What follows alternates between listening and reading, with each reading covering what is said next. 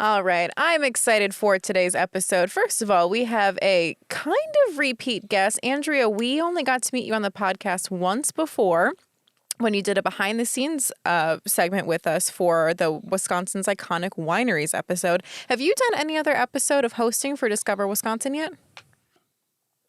So far, that's the only one that came out. I'm working on an episode about distilleries. I guess I'm the go-to alcohol girl. I'm usually the go-to alcohol guy. That works. Yeah. And then also I'll be doing one for Jefferson County coming up. Well, that'll be very exciting. I think we actually are going to be talking about Jefferson County later in this episode, so stick around for that. But Andrea Boehlke, we are so excited to welcome you back to the cabin. Again, she is a new host for Discover Wisconsin, the TV show. But this one is interesting because, as you already mentioned, you're kind of becoming a go-to alcohol girl, just like Eric is a lot of our go-to food guy. Because I asked you if you wanted to do an episode, if we wanted to talk more wineries, more whatever. And you're like, you know what? I don't think anyone knows I grew up on a farm and I actually have a lot of farming experience to talk about. And I was like, yeah, no, we actually don't talk about farms a lot on this podcast, which is funny considering that we are, when I also think of farms, I immediately only think of dairy farms. We're the dairy state, I think cows, but you were talking about all of the different unique, fun aspects of like different farms that people can visit throughout the state. So I'm excited to have this conversation with you. Can you kind of kick us off by just explaining your farming background? Yeah, well, it's so interesting to me because farming and growing up on a farm in Wisconsin is all I know. So I found it interesting when I was watching Discover Wisconsin is there isn't a lot of emphasis on farms because obviously there's a lot more to Wisconsin than farms. But I am, this is what I know. This was my childhood. I'm on the farm right now. It's like full circle. Like I left the farm. I was in New York for 10 years and now I'm back on the farm of my parents. So we have a 2,000-acre farm near Random Lake, Wisconsin. I always appreciate when I'm talking to Wisconsinites because I don't have to explain where Random Lake is. They know the town. It's such a small town that usually I have to say, oh, it's an hour north of Milwaukee. But yeah, we have beef cattle, horses, had a lot of pigs growing up, a lot of poultry. We have peacocks. Now we're really into sheep.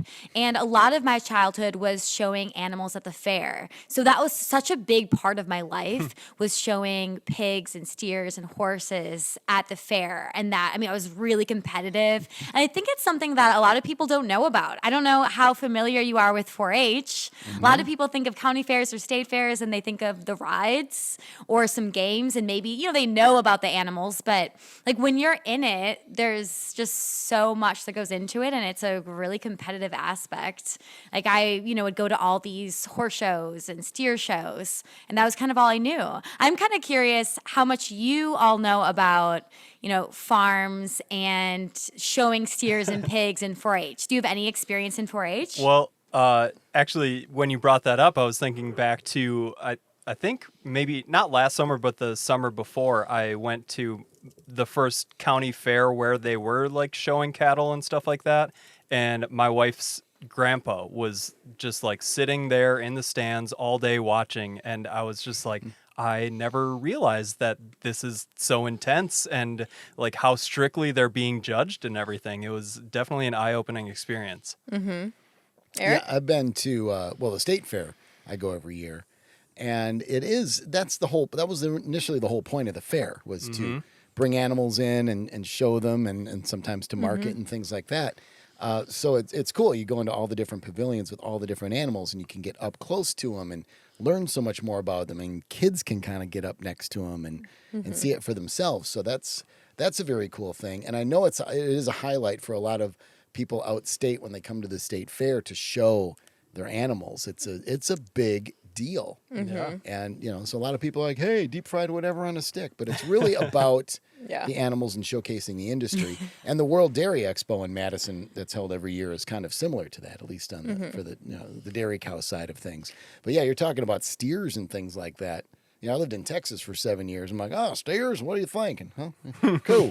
But just all the different animals that you can learn about and see. It's pretty sweet. And county fairs, I think you're even more boots on the ground about it. Yeah. Right. So Absolutely. So for my nonprofit operation alone, one of the gals on my board she was like one of the fairest of the fairs.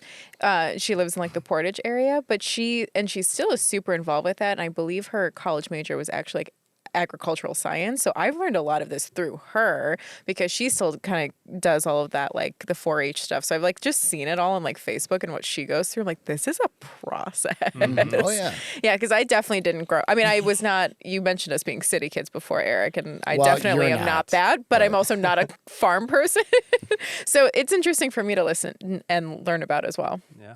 So, Andrea, while we have you, can we talk about just some of the other like really unique farm experiences that people could do like this summer, this fall, just out and about in Wisconsin? Yeah, so I think that if you're someone that's never been to a farm or you are from the city and you want to get out and see farms, especially if you have kids, I think kids just love seeing the animals. A couple things that I would recommend is there's this farm near West Bend called Rodin's Barnyard Adventures. And it's funny because the Rodins, that's their last name, we were like we like competed against each other in 4-H, and we're always like the Rodins. And now that they have this really cool farm experience, now that you're older and not trying to beat them in showmanship, and like you actually are like rooting for them, you're like, yay, look at that. But they took their farm and they have a huge dairy farm. I mean, it's a fully functioning dairy farm, hundreds and hundreds of cows, and dairy farming is a whole nother thing. Like I grew up on a beef cattle farm, so you don't have to wake up at 4 a.m. But I mean, the dairy farmers I know, you're up at 4 or earlier because they have to be milked at a certain time. But they do on their farm, they do farm tours, they do summer camps for kids, which I think could be kind of cool. You know, send your kid to a farm camp for a little bit. They have these carriage rides that they do, like sleigh rides during the winter. And I think that's really cool. Maybe a possible date night could be kind of romantic and magical with the lights. And they do like very educational tours on the farm to kind of learn how dairy production is done, because that's something I'm even unfamiliar with because we didn't have dairy. I mean, that's very specific with the timing and, you know, when you can get the milk and how much and all of that. So I think that's really interesting. So that's Rodin's Barnyard Adventures. That's just right outside of West Bend. And then one that I was mentioning if anyone's looking to get married at a barn or have like any sort of event, there was one that I saw that was really cool called the Enchanted Barn. I think Discover Wisconsin may have actually done an episode on it a couple years ago, but the Enchanted Barn, it's in Barron County, like Yes, Hillsdale, yes. Wisconsin. So yeah, northwest, and it is stunning. So all like the barn venues I've seen, the Enchanted Barn is really cool. It's actually made it like on a list for Martha Stewart weddings. Oh, wow. You know, they have a lot of really cool stuff. It's very rustic and beautiful. So I feel like that would be something if you're looking for a cool venue, maybe that's one that you can check out.